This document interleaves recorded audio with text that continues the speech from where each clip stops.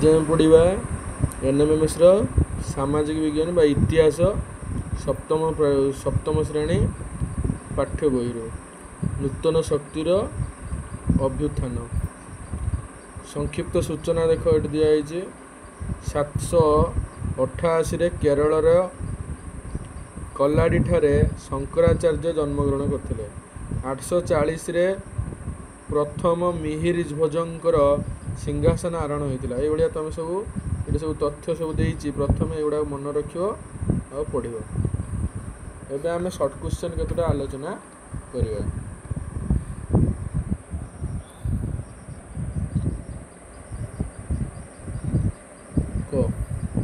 प्रथम देती निम्नोक्त क्यों विद्वान व्यक्ति मामूद भारत संपर्क रे ज्ञान आहरण करने पठाई किए फिरोज सी ना मेगास्थिनिस ना हुएनसांग ना आल्बेरुनी। प्रथम मिहिर भोज क्यों वंशर शासक थिले? प्रतिहार वंश, चोल वंश, पांड्य वंश ना तुलभ वंश ना पांड्य वंश। निम्नोक्त मध्यरु क्यों गंग राजा त्रिकलिंगाधिपति उपाधि धारण करथिले? चतुर्थ भानुदेव ना चोड़गंगदेव ना द्वितीय अनंग भीमदेव ना प्रथम नरसिंहदेव? के चोड़गंगदेव। निम्नोक्त मध्यरु क्यों विशिष्ट धर्म प्रचारक चूड़गंग समय रे उड़ीसा आसीथिले? चैतन्य, तुलसीदास, रामानुज ना कबीर? रामानुज। निम्नोक्त मध्यरु क्यों मसीह रे नरसिंह देवंक मृत्यु होइतिला? 1238 ख्रीष्टाब्द ना 1245 ख्रीष्टाब्द ना 1294 ख्रीष्टाब्द ना 1256 ख्रीष्टाब्द? निम्नोक्त मध्यरु मदुरा क्यों मानकर राजधानी थिला? पांड्य, यादव, चोल ना राष्ट्रकूट कार? पांड्य। निम्नोक्त मध्यरु किए कहिथिले प्रेम व भक्ति माध्यम रे ईश्वर को पाई परिवे? सहज क्वेश्चन अछि। शंकर ना सन्थ ज्ञानेश्वर ना रामानुज ना तुकाराम? रामानुज।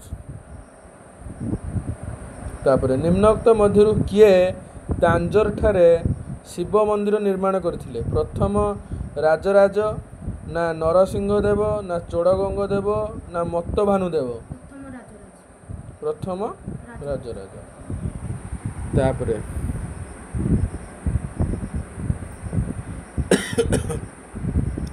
निम्नोक्त क्यों ख्रीष्टाब्द रे मामूद सोमनाथ मंदिर लुंठन करथिले?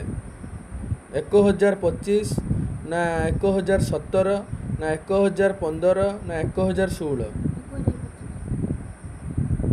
निम्नोक्त स्थान मध्यरु केउठारे हयशाल मानकर राजधानी थिला? तांजोर ना द्वार समुद्र ना मदुरा ना कन्नौज? निम्नोक्त मध्यरु किए तहकीक ई हिंद पुस्तक रचना करथिले? अमीर खुसरो ना इनायत खां ना हुमायून ना आल्बेरुनी? आल्बेरुनी। बाबर नामार अन्य नाम कौन थिला? खाजाइन उल फुत ना तुजुक ई बाबरी ना हुमायून नामा ना शाहजहान नामा? तुजुक ई बाबरी। कन्नड़ भाषा निम्नोक्त क्यों राज्य रे जन्म होइतिला? आंध्र प्रदेश, दिल्ली, मैसूर, महाराष्ट्र? मैसूर। कृष्णदेवराय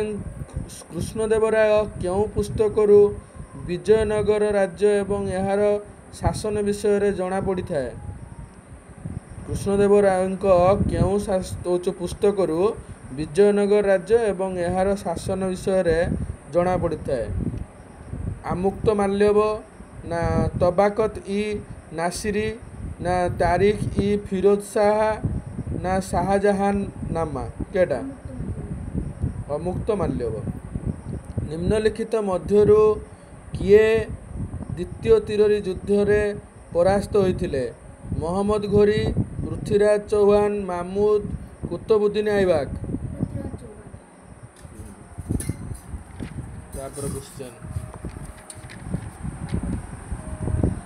तापर क्वेश्चन दिला निम्नलिखित मध्यरु कयल केउ राज्यर प्रधान बंदर थिला कयल चोल पांड्य चालुक्य तुर्की जगन्नाथ मंदिर निर्माण कार्य निम्नलिखित मध्यरु किए कराइथिले चूड़गंगदेव प्रथम नरसिंहदेव द्वितीय अनंग भीमदेव ना तृतीय अनंग भीमदेव केउ शताब्दी रे शेष भाग रे चूल राज्यर पतन घटिथिला दशम द्वादश एकादश त्रयोदश आलप्तगिन केउ राज्य स्थापन करथिले कांदाहार ना घोर ना गजनी ना काबुल निम्नलिखित मध्यरु केउ मानक पतन परे जादव वंश शासन आरंभ हैला पांड्य चालुक्य चूल होयसाल निम्नलिखित मध्यरु केउथिरु नानकंक नीतिबाणी संपर्क रे सूचना मिली थाए बीजक चैतन्य चरितामृत दोहा ना आदि ग्रंथ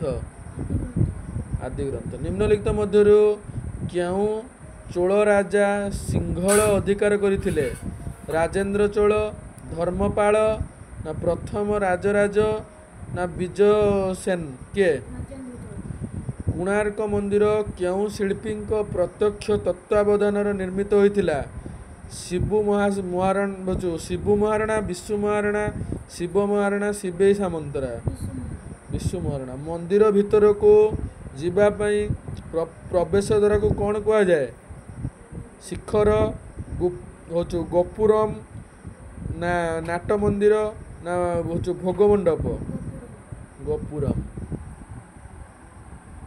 निम्नलिखित मध्यरु किए तुर्क शासनर प्रतिष्ठाता अटंती मोहम्मद घुरी मोहम्मद तुगलक कुतुबुद्दीन ऐबक ना इल्तुतमिश मोहम्मद घुरी निम्नलिखित मध्यरु किए तमिल भाषा रे रामायण रचना करथिले नानाया कंबान ना निम्बार्क ना तुकाराम प्रथम नरसिंहदेव केउ ख्रीष्टाब्द रे सिंहासन आरोहण करथिले 1838 ख्रीष्टाब्द ना 1294 ख्रीष्टाब्द ना 1245 ख्रीष्टाब्द ना 1256 ख्रीष्टाब्द